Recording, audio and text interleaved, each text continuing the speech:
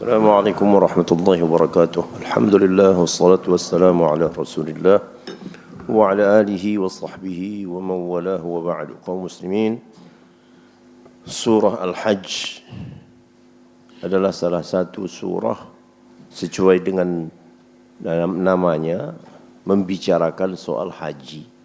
Namun kalau kita cermati, isi suratul Hajj ini lebih banyak kepada penanaman akidah. Ya. Lebih banyak pada penanaman akidah. Jadi ada lebih dari 70 ayat kan surah Al-Hajj ini. Yang pernah kita singgung di sini 2 ayat terakhir aja. Ini kita coba memahami dari awal sampai akhir, ya. Mudah-mudahan beberapa kali pertemuan nanti insyaallah. Tema sentral dari suratul Hajj ini itu dia tadi, tentang akidah tauhid, menanamkan tauhid, ya, atau keimanan, al-iman dengan semua rukun-rukunnya itu. Di situ juga ada keimanan kepada hari berbangkit dari kubur, karena dari dulu soal keyakinan manusia berbangkit ini terus menjadi isu kontroversi umat sebelum kita, ya, dan sampai sekarang juga. Orang-orang ateis itu kan tidak percaya kalau ada namanya akhirat. Katanya manusia mati jadi tanah, ya udah selesai. Dan ateis ini sekarang makin berkembang. Ya. Tidak hanya di negara-negara, kita sebutlah negara-negara barat yang maju. Negara-negara barat ini sudah tidak bisa lagi dianggap sebagai kaum Nasoro. Mereka udah jadi Nasor, udah menjadi ateis, tidak percaya agama. Paling tinggi mereka percaya Tuhan itu saja, tapi tidak ada agama, tidak ada akhirat. Ya, manusia mati jadi tanah, udah selesai. Tidak namanya hari berbangkit.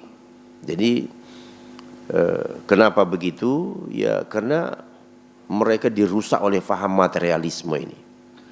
Sehingga tidak ada lagi yang namanya keyakinan kepada yang gaib. Dan ini juga tantangan bagi kita. Karena dunia ini dihiasi dengan kemajuan teknologi, materi. Orang kalau tidak tertanam di dalam hatinya iman, ya bisa jadi ateis. Di negara-negara maju ateis ini sudah menjadi agama. Jadi jangan lagi dianggap seperti Amerika, ya, negara-negara barat itu bukan lagi, artinya secara hakiki mereka bukan lagi yang seperti dulu, ya. Memang formalitasnya gitu, tapi di dalamnya tidak percaya agama, ya. Baik, jadi keimanan kepada hari berbangkit dari kubur, keimanan yaitu tauhidur rububiyah, mengakui Allah sebagai Rabb. Rabb itu pencipta, pemberi rezeki, pengatur. Kemudian tauhid uluhiyah juga ada di dalam suratul Hajj ini. Begitu juga tentang nama-nama Allah, sifat-sifat Allah yang sering disebut al-asma was sifat. Juga di situ ada soal mulkiyatullah, kemaharajaan Allah. Allah itu maharaja. Jadi manusia jangan memposisikan dirinya sebagai maharaja. Akan disiksa Allah di hari kiamat. Ya, kamu jangan menindas, kamu jangan memaksa, kamu jangan otoriter. Karena itu namanya kamu itu mengambil alih hak Allah. Yang berhak mengatur-ngatur orang itu hanya Allah Ta'ala. Karena dia menciptakan. Lalu kalau ada umpamanya manusia yang menindas, mengatur, mengendalikan manusia, ini namanya sudah mengambil hak Allah Ta'ala. Kemudian hewan dan kurban juga ada. Sudah barang tentu ya, karena haji terkait dengan apa? Dengan kurban. Iya. Kemudian karena bicara tauhid pasti bicara syirik. Di dalam suratul Hajj Allah juga menceritakan masa depan orang musyrik itu luar biasa parah. Ya, disiksa habis-habisan. Ya. Ruhnya itu dilempar dari langit. Ya, karena kemusyrikan mereka. Nah, mari kita langsung saja ini gambaran umum tema utama dari suratul Hajj.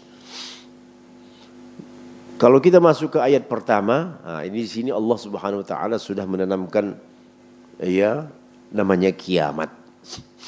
Kiamat itu pasti ada.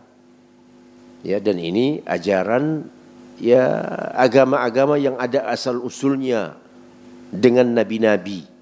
Ya, Yahudi, Nasara, mereka ini percaya yang namanya kiamat.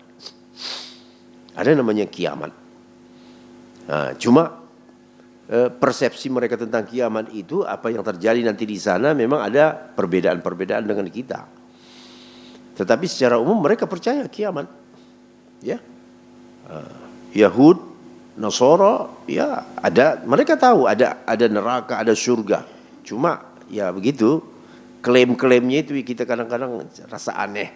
Yahudi bilang kami kalaupun masuk neraka itu cuma beberapa hari saja. Lucu ya. Sementara kaum Nasara bilang kami tidak masuk neraka. Dan neraka itu tidak ada kata dia. Karena Tuhan itu maha kasih. Ya.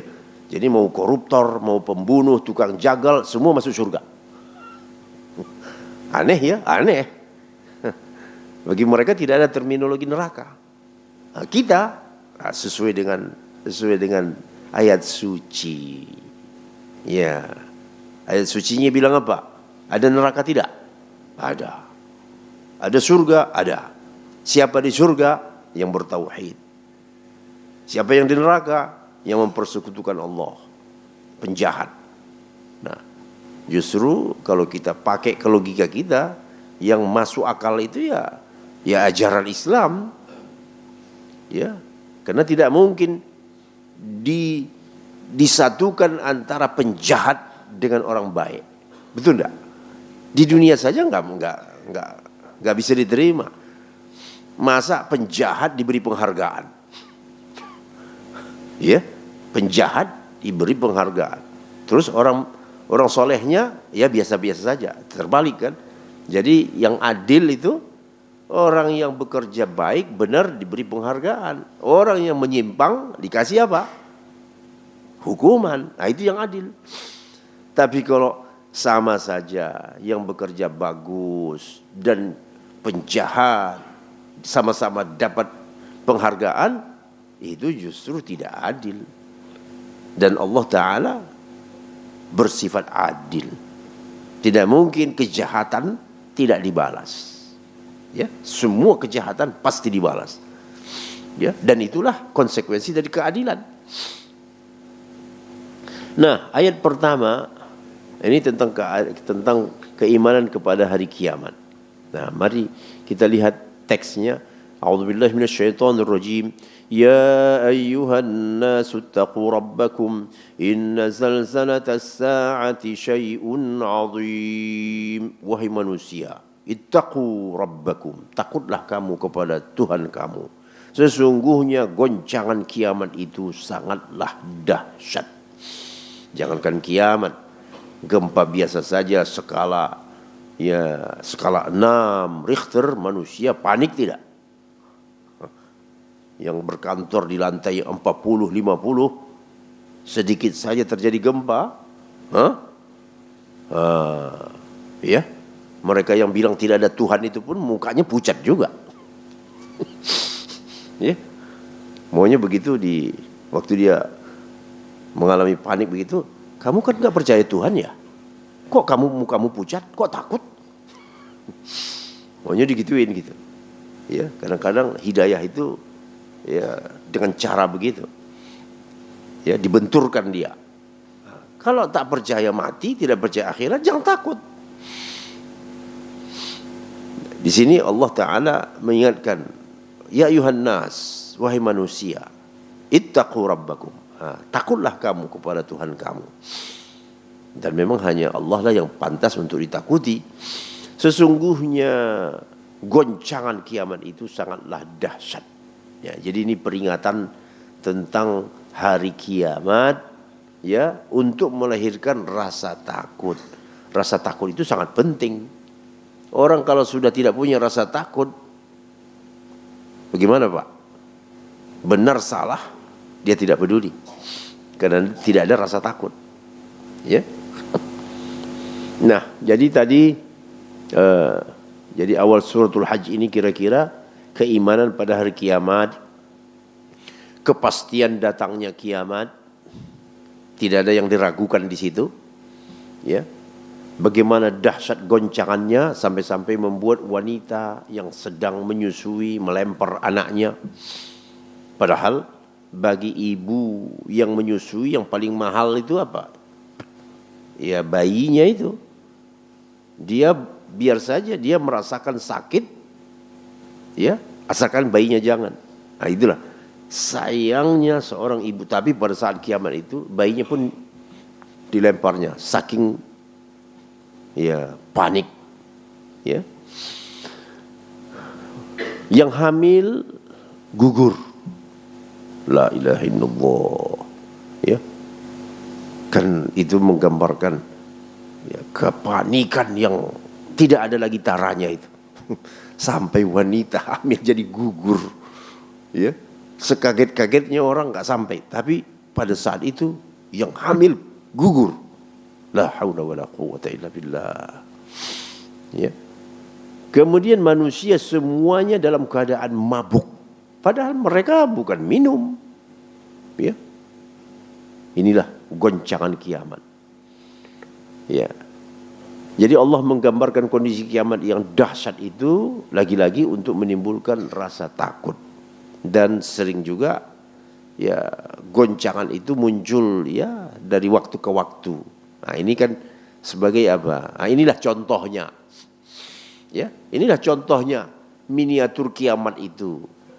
Apalagi mereka-mereka yang sempat mengalami ya daerahnya sampai hancur lebur begitu ya.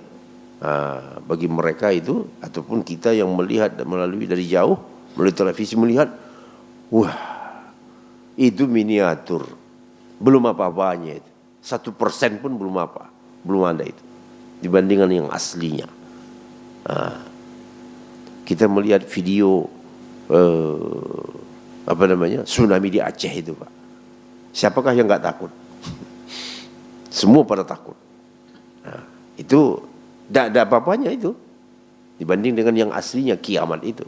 Nah jadi bila muncul rasa takut, itulah modal awal untuk beriman. Bahwa di balik semua ini ada kekuatan yang menggerakkan itu. Ya, takut nggak kamu? Nah, orang beriman yang fitrah, yang memiliki fitrah, oh iya dong pasti takut lah. Mana mungkin kita tidak takut seperti itu, kita punya kekuatan apa? Nah, jadi kalau sudah takut, mulai mendekat kepada Allah. Nah, dan ini juga kalau kita lihat kenapa orang-orang tua dekat dengan masjid. Takut mati kan? Nah, ya. Anak-anak mudanya ya agak jauh dari masjid. Karena merasa apa? Masih lama. Orang tuanya, wah, ya. Karena merasa, ya umur saya udah 65 loh. Saya pun nggak tahu ini katanya. Nah, ya. Jadi itu adalah alami itu. Makin tinggi umur, makin dekat dengan Allah. Karena ada muncul rasa takut.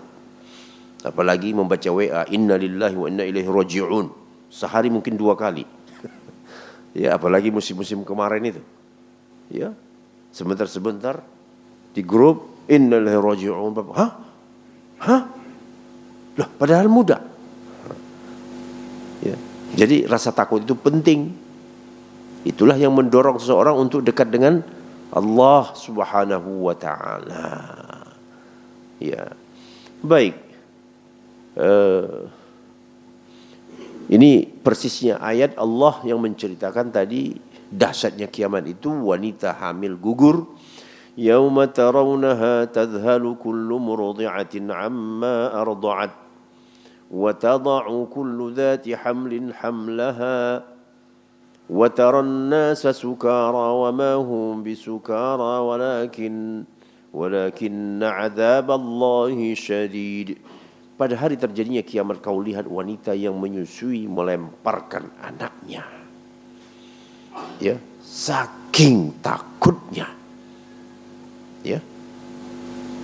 Dulu kita mendengar cerita-cerita kalau ada kebakaran, di kampung-kampung gitu ada kebakaran rumah. Si ibu itu waktu keluar dari rumahnya ada yang digendongnya, tetapi sampai di luar dia lihat rupanya bantal, guling. Kenapa? Panik. Anaknya di mana? Di dalam. Dia berani itu.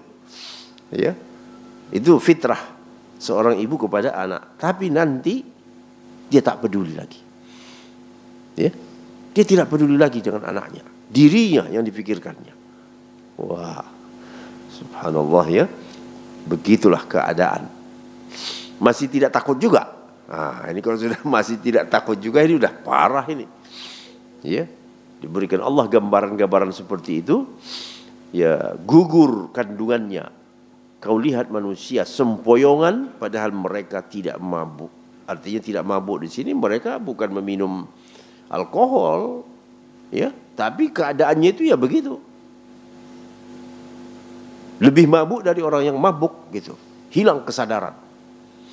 Akan tetapi azab Allah sangat dahsyat. Jadi keimanan kepada akhirat, kiamat ini ya salah satu tolok ukur orang mukmin. Kalau ada orang yang meragukan terjadinya kiamat, itu memang betul-betul kafir. Ya. Itu tidak beriman itu.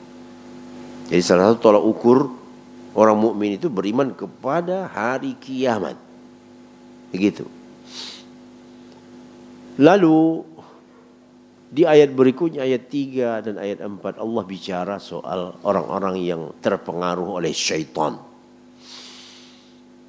Karena syaitan ini kan berkeliaran di tengah-tengah manusia, berebut dukungan. Nah, syaitan cari pendukung, ya. Malaikat juga mencari dukungan. Cuma terminalnya beda. Ya. Malaikat mengajak orang untuk masuk ke surga, nabi-nabi mengajak umat manusia untuk masuk ke surga, sementara syaitannya mengajak, itu dia.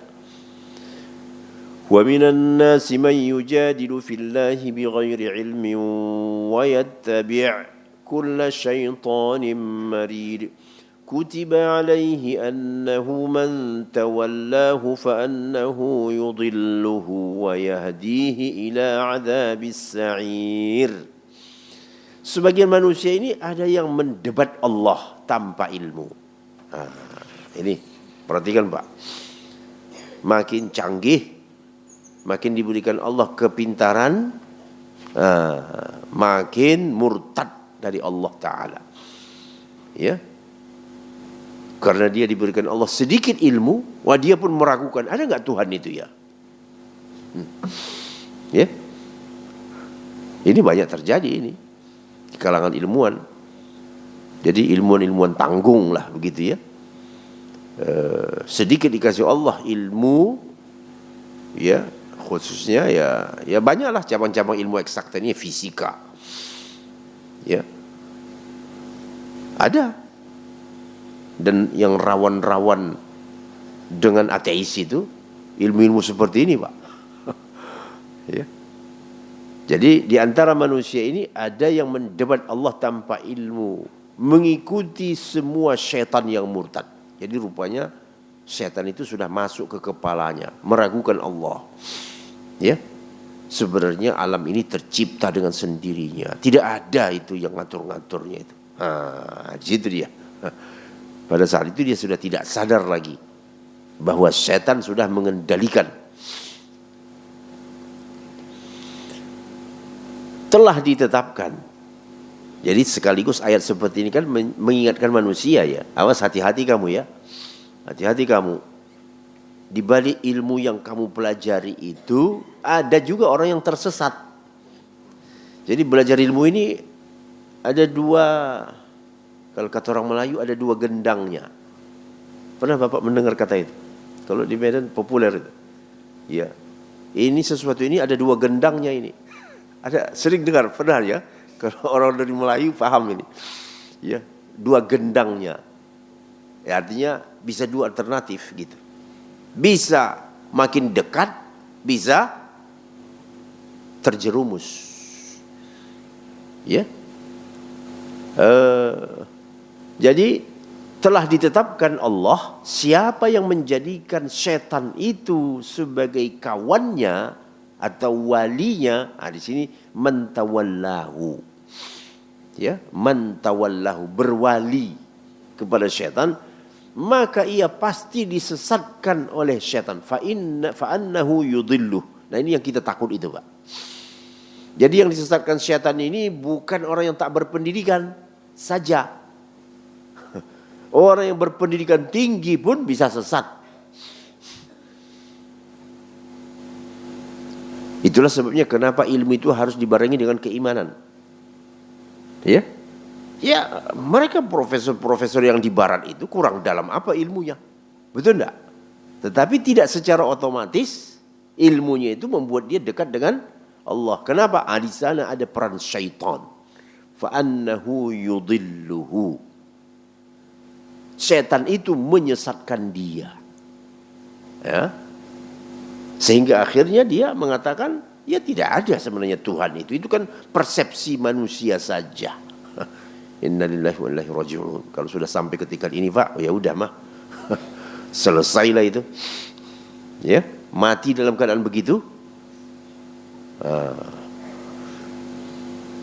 Kutiba alaihi annahu man tawallahu fa annahu yudhillu. Telah ditetapkan oleh Allah siapa yang menjadikannya sebagai wali, menjadikan siapa itu syaitan itu, fa annahu yudhillu, pasti disesatkan oleh syaitan. Dan menggiringnya ke azab yang membakar. Itu dia tadi. Jadi dunia ini perebutan pendukung syaitan dan pendukung Allah. Itu dia. Jadi pendukung setan itu tetap mempengaruhi manusia, dan memang tugasnya kan itu mempengaruhi, ya, mempengaruhi bagaimana membuat manusia itu percaya sama dia melalui, ya itu dia, gambaran, inspirasi, ya, inspirasi yang datang dari setan. Nah, jadi hati-hati dengan inspirasi ini. Inspirasi ada dua. Inspirasi yang benar datang dari Allah, mungkin ilham, ya, hidayah, taufik. Tapi awas, ada inspirasi lain yang mencelakakan. Datang dari mana? Syaitan. Inilah dia, yudhilluhu itu. Ya, fa annahu yudhilluhu. Sesudah disesatkan, digiringnya ke azab yang as-sa'ir. Jadi apa jalan amannya? Jalan amannya jangan lari dari keimanan. Ketika yang dihadapi itu mungkin lagi baca ini. Kalau di kalangan ya perguruan tinggi ini memang gara-gara dari membaca itu. Ya, membaca, salah baca.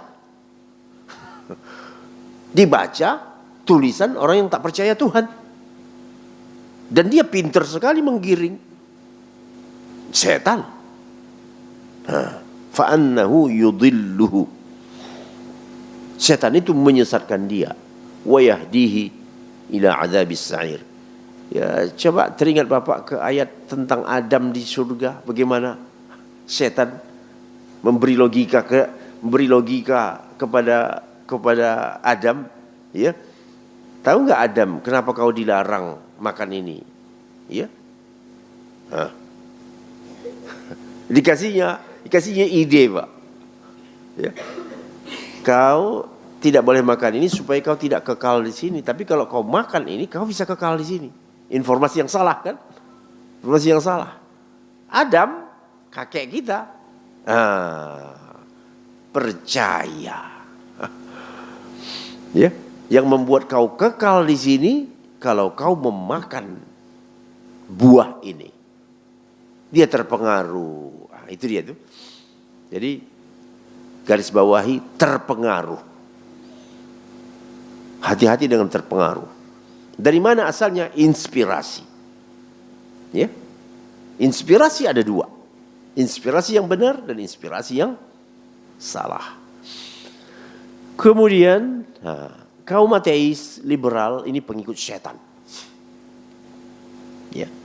Jadi orang yang membantah kebenaran atau ayat-ayat Allah tanpa ilmu akan menjadi pengikut syaitan. Ya. Siapa yang berteman dengan syaitan, berkoalisi, ya, pasti akan disesatkannya dan digiringnya menuju neraka.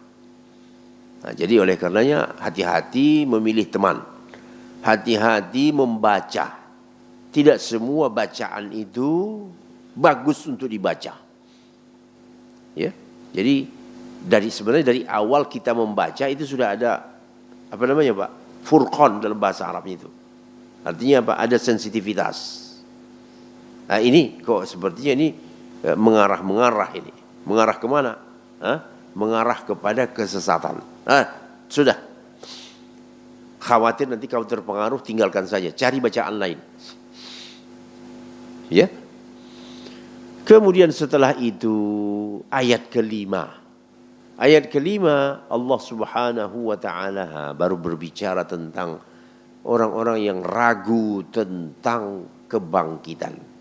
Nah, karena tadi keimanan kepada hari berbangkit ini mutlak. Allah Ta'ala berfirman, Ya ayyuhan nasu in kuntum fi raibin minal ba'thi fa inna khalaqnakum min turab thumma min nutfatin thumma min alaqatin thumma min mudghatin mukhallaqah من مضغة مخلقة وغير مخلقة لنبين لكم ونقر في الأرحام ما نشاء إلى أجل مسمى ثم نخرجكم طفلا ثم لتبلغوا أشدكم ومنكم من يرد إلى أرذل العمر لكي لا يعلم بعد علم شيئا وترى الأرض هامدة فإذا أنزلنا عليها الماء اهتزت وربت وأنبتت من كل زوج بهيج. Ada yang memegang terjemahannya, Pak? Tolong dibantu baca teks terjemahannya supaya ada suara pembanding lain. Iya.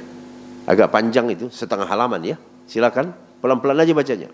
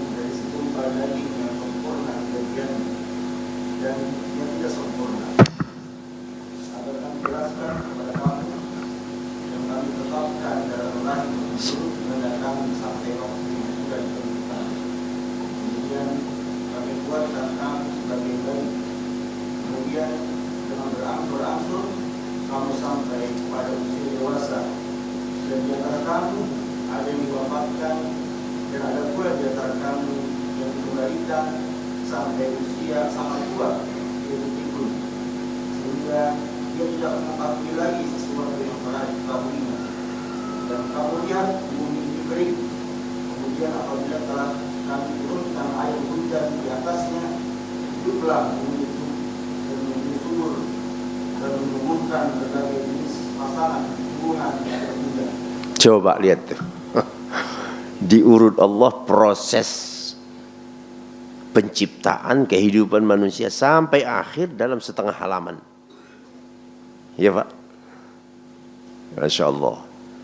Jadi poin-poin kehidupan itu diambil dalam rahim. Bahkan asal usul kan.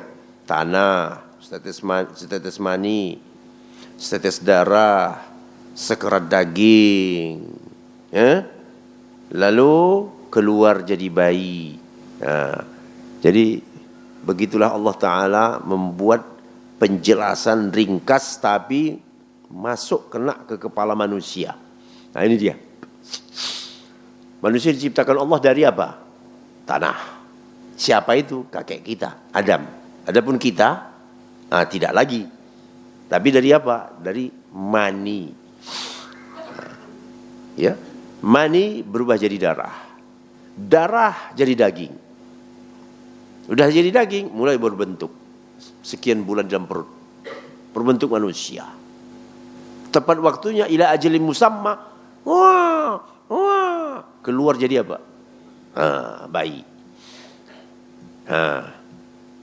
Di sini langsung dari bayi perlahan-lahan terus puluhan tahun kan jadi dewasa itu.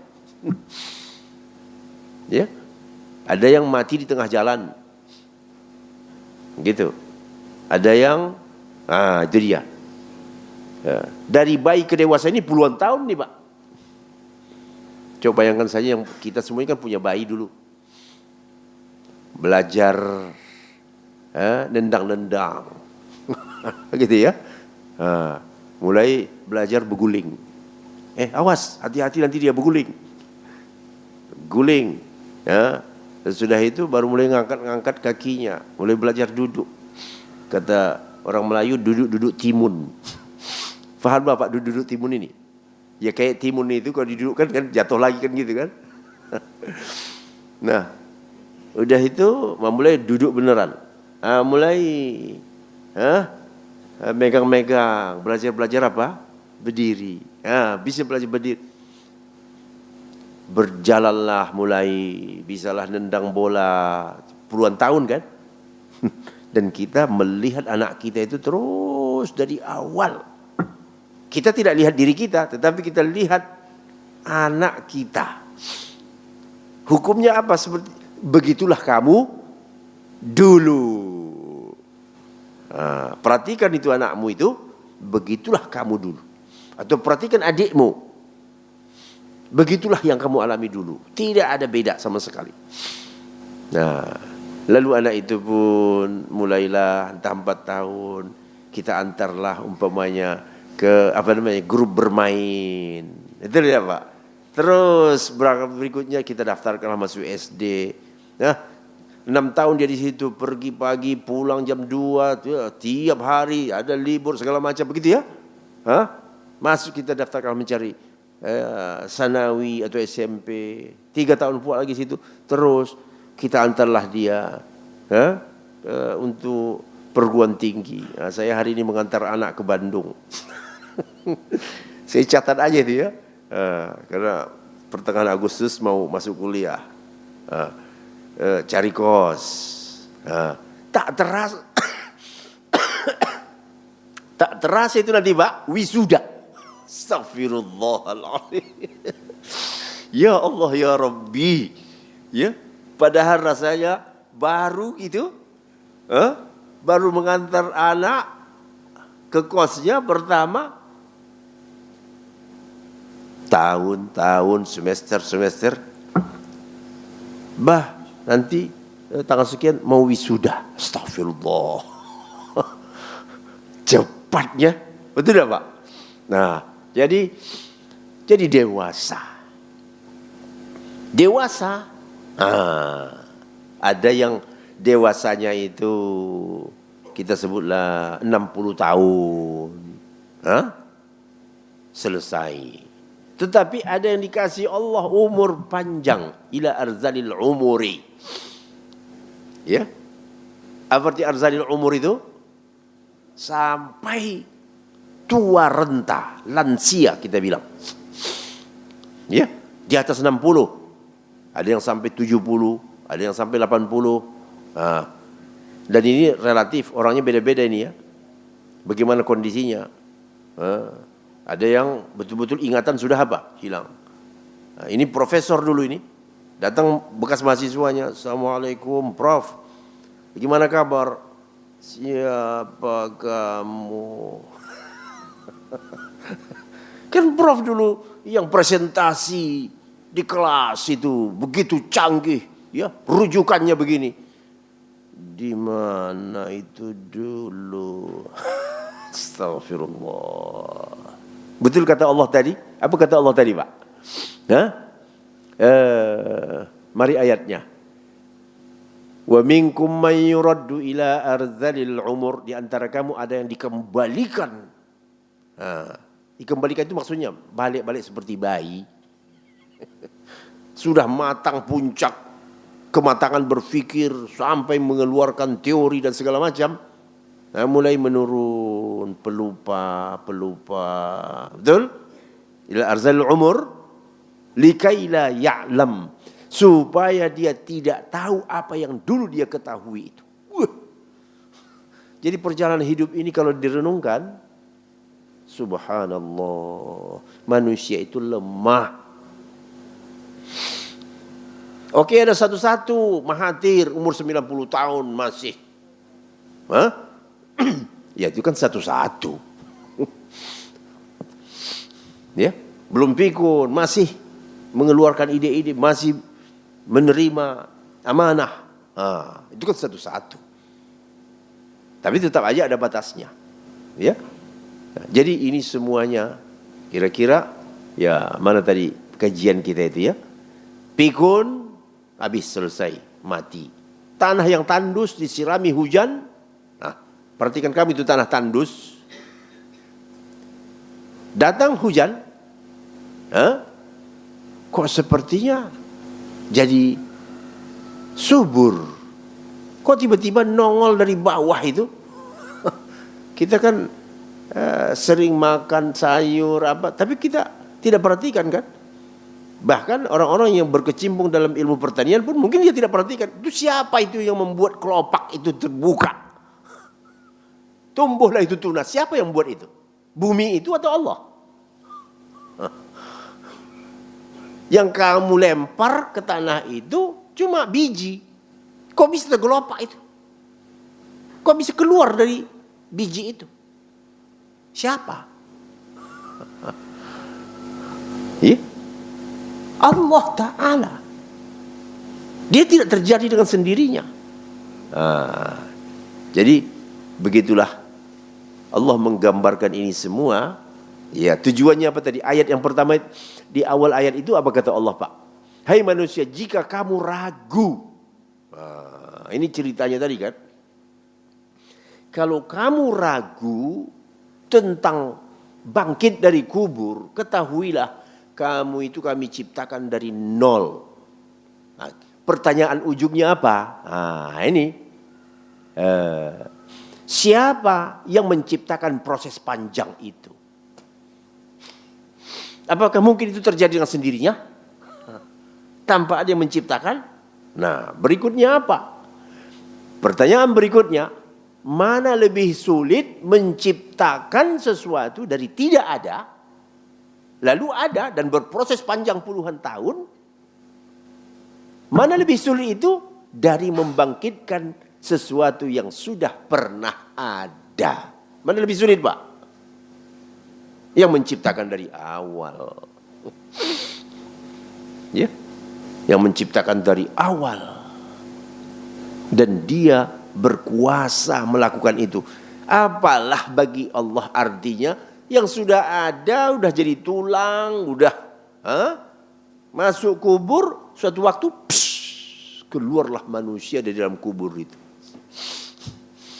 Jadi ini tujuannya Allah mau ya bahasa halusnya meyakinkan atau membantah orang-orang yang ragu tentang hari berbangkit, karena orang-orang musyrik itu dahulu, mana mungkin orang sudah masuk kubur bangkit lagi, mana mungkin. Lah, Allah yang menciptakan kamu dengan proses panjang, mampu Allah ciptakan kamu itu. Bagi Allah apa susahnya? Kamu sudah ada, lalu dibangkitkan Allah dari kuburmu. Itu sebenarnya intinya di situ. Ya, Allah Ta'ala berkuasa menciptakan manusia dari tidak ada menjadi ada dengan proses yang panjang. Lalu apa sulitnya bagi Allah mengembalikan manusia menjadi ada setelah dia mati? Jadi yang beruntung orang yang beriman pada hari berbangkit, ya, karena mereka berada di atas jalan yang benar. Begitu kira-kira.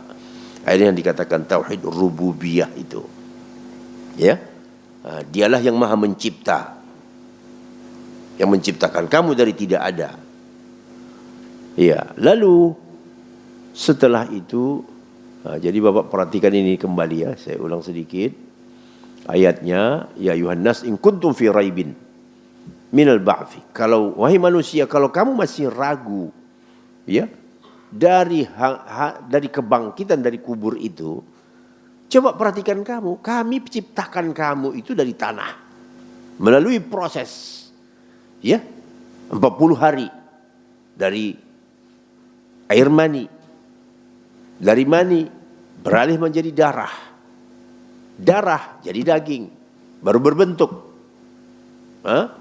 Linubayyina lakum, agar kami jelaskan kepada kamu dan kami wa nuqiru fil arham, menetapkan di dalam rahim itu sesuai dengan kehendak kami. Ada yang 9 bulan 10 hari, ada yang keluar sebelum 9 bulan, ada enggak? Ada. Tsumma nukhrijukum tifla, kemudian kami keluarkanlah kamu menjadi bayi. Dari bayi litablughu asyuddakum, itu dia tadi proses panjang puluhan tahun. Dari bayi sampai kamu mencapai dewasa. Lalu sesudah dewasa ada juga di antara kamu yang dimatikan, yutawaffa, dan ada juga yang sampai ya tua renta, ya sampai-sampai dia tidak tahu lagi apa yang dulu diketahuinya. Masya Allah, begitulah Bapak yang dirahmati Allah. Di lain sisi Allah menyuruh manusia, tolong perhatikan itu tanah tandus, nggak menumbuhkan apa-apa. Lalu Allah pun menurunkan air hujan, ya, mulailah tanah itu bisa menumbuhkan, ya, anzalna 'alaiha ma ihtazzat, hidup tanah itu, dan subur, dan menumbuhkan bermacam-macam tanaman yang berpasang-pasangan. Ada yang pahit, ada yang manis. Ditanam 2 pohon, satu buahnya pahit, satu buahnya manis, ditanam di satu tempat, kok bisa buahnya bisa beda? Coba itu. Siapa yang menciptakan itu? Kadang-kadang manusia terpukau dengan kepintarannya. Oh, bisa merubah, bisa membuat itu. Yang kamu buat itu sesuatu yang sudah ada asalnya. Kamu tidak bisa menciptakan sel. Sel itu tidak bisa diciptakan manusia. Ya, manusia bisa membentuk saja, mengembangkan, tetapi menciptakan tidak bisa kamu. Itu adalah rahasia Allah Subhanahu wa ta'ala. Baik, jadi ada sampai di sini ayat yang bisa kita baca. Sampai ke ayat 7 dulu kira-kira. Wa anna as-sa'ata atiyatun. Di sini kita insyaallah coba berhenti. Wa anna as-sa'ata atiyatun la raiba fiha wa anna Allah yab'atsu man fil qubur. Sesungguhnya kiamat itu pastilah datang, ya, dan Allah membangkitkan semua orang yang ada di dalam kubur, bangkit, ya, pada saatnya. Ya Allah, jadi ini termasuk renungan, ya. Semua kita pasti akan mengalami ini, mengalami mati, pindah alam. Lalu tepat pada waktunya Allah tiup sangkakala, ya, semua yang ada di dalam kubur bangkit. Jadi apa kira-kira yang perlu kita renungkan di sini? umur yang masih diberikan Allah ini, dan kita tidak tahu berapa lama, kita gunakan untuk sesuatu yang bisa menyenangkan kita di hari kemudian. Kan begitu? Baik, sampai di sini dahulu. Ada yang ingin diperjelas?